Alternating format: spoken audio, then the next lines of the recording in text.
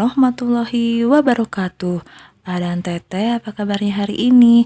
Mudah-mudahan Adan Teteh dalam keadaan sehat walafiat. Kabar Ibu Arti, alhamdulillah luar biasa, tetap semangat. Allahu Akbar. Yes, yes, yes. Alhamdulillah ya Teteh, hari ini kita bisa bertemu lagi dalam pelajaran PJOK. Nah, Teteh, ada yang sudah tahu PJOK-nya tema berapa? Ya betul, kita mau ke tema 2H, buku baru. Alhamdulillah. Baiklah, sebelum kita belajar, kita mengucapkan basmalah bersama ya. Bismillahirrohmanirrohim. Robbi zidni ilman warzukni fahman. Amin. Ya Teteh, tentang subtema 1, aturan keselamatan di rumah. Kita mulai. Nah, Teteh boleh buka yang halaman 9 pembelajaran 2. Di sini ada Nina dan teman-temannya sedang bermain ular naga. Permainan ular naga ini bisa juga dilakukan di kolam renang yang airnya dangkal. Permainan ular naga menggunakan gerak berjalan. Gerak berjalan menggunakan otot kaki. Ayo bermain ular naga seperti Nina, dan Teteh. Hafal lagunya? Mari kita simak.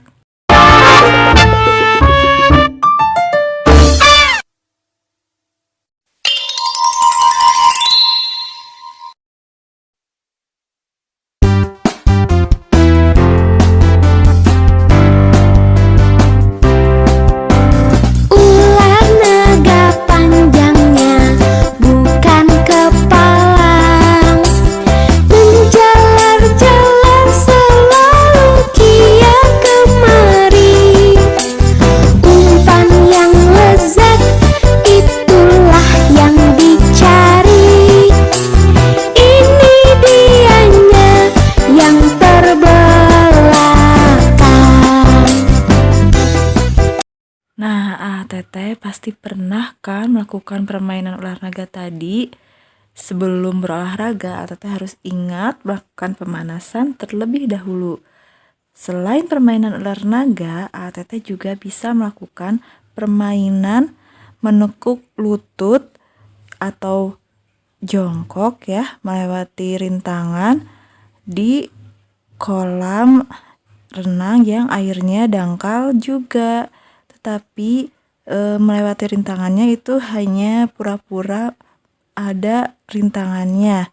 Seperti di sini, misalnya teman Nina ini berdiri lalu jongkok menekuk lutut. Nah, teman Nina ini melakukan gerakan menekuk lutut. Gerakan menekuk lutut dapat melatih kekuatan otot kaki ya, Teteh. Kalau Teteh melakukannya bersama dengan teman-teman, dan Teteh bisa berbaris berbanjar ke belakang. Lakukan gerakan melompat setengah jongkok melewati rintangan pertama. Setelah itu, jongkok penuh melewati rintangan kedua. Permainan ini dapat dilakukan, ingat, di air yang dangkal. Jadi Teteh harus berhati-hati ketika berada di dalam air. Alhamdulillah Teteh, pembelajaran 5 halaman 20 pun kita sudah lewati. Sekarang materi tambahannya ialah setelah lelah bermain di kolam renang air yang dangkal, kita mau istirahat tidur. Biasanya di mana? Di tempat tidur. Benar. Teteh tahu cara membersihkan tempat tidur? Nah, Teteh harus dapat membersihkan tempat tidur ya. Yang ke-1, selalu rapihkan setelah bangun tidur. Jadi, walaupun Teteh tidur siang atau bangun tidur pagi, Teteh harus merapihkan spray ya, meluruskan, menyusun bantal, juga menyusun gulingnya ya. Ingat, Teteh harus mengganti bantal sarung dan gulingnya minimal 3 kali dalam seminggu apabila teteh itu rambutnya ada ketombainya. Yang kedua, rutin ganti spray. Ganti spray tempat tidurmu 2 kali dalam seminggu.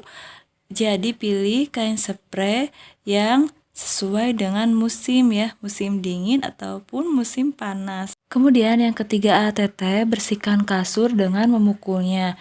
Sebulan sekali ATT dapat membersihkan kasur sendiri atau meminta bantuan orang lain.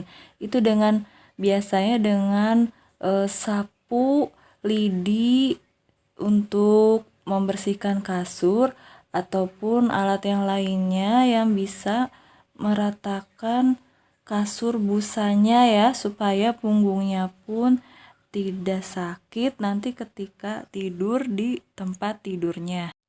Tapi sunnah Nabi pun begitu ya teteh. Teteh sebelum tidur itu dibersihkan dulu tempat tidurnya, dipukul dulu supaya tidak ada yang kotor di spraynya, debu ya, supaya debunya juga tidak ada. Nah, bagi yang punya vacuum cleaner itu bisa membersihkan tempat tidur ya, menyedot debu-debunya. Kalau yang tidak, tadi ya memakai pemukul kasur. Yang kelima, pilih selimut yang tepat. Jadi ya teteh, selimutnya itu tidak terlalu tebal supaya mencucinya tidak ini ya, gampang mencucinya.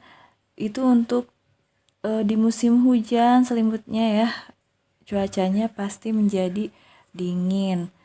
Jadi ATT selimutnya itu yang sesuai supaya tidak ada debu atau serangga yang hinggap di selimut. Yang keenam, jangan pernah makan di atas tempat tidur. Kenapa? Iya betul, karena bisa jadi kalau misalnya ada remah-remah camilan yang terjatuh di atas tempat tidur, itu bisa mengundang semut dan serangga lainnya ya ke atas tempat tidur. Kalau lupa membersihkan, nah lama-lama nanti tempat tidurnya pun akan tidak nyaman. Dan yang ketujuh terakhir, jangan melompat di atas tempat tidur. Meskipun menyenangkan, melompat di atas tempat tidur dapat mengakibatkan apa? Iya, dapat mengakibatkan bantal itu berantakan gulingnya ya, yang sudah disusun rapi, juga spraynya pun ikut kusut. Kalau misalnya kasurnya pegas, itu juga dapat merusak dudukan kasur di bawahnya. Teteh, kita ucapkan hamdalah bersama ya, karena kita sudah selesai pelajaran PJOK-nya. Alhamdulillahirobbil alamin. Nah, tugas teteh menyebutkan 3 saja cara membersihkan tempat tidur. Ibu tunggu ya teteh. Wassalamualaikum warahmatullahi wabarakatuh.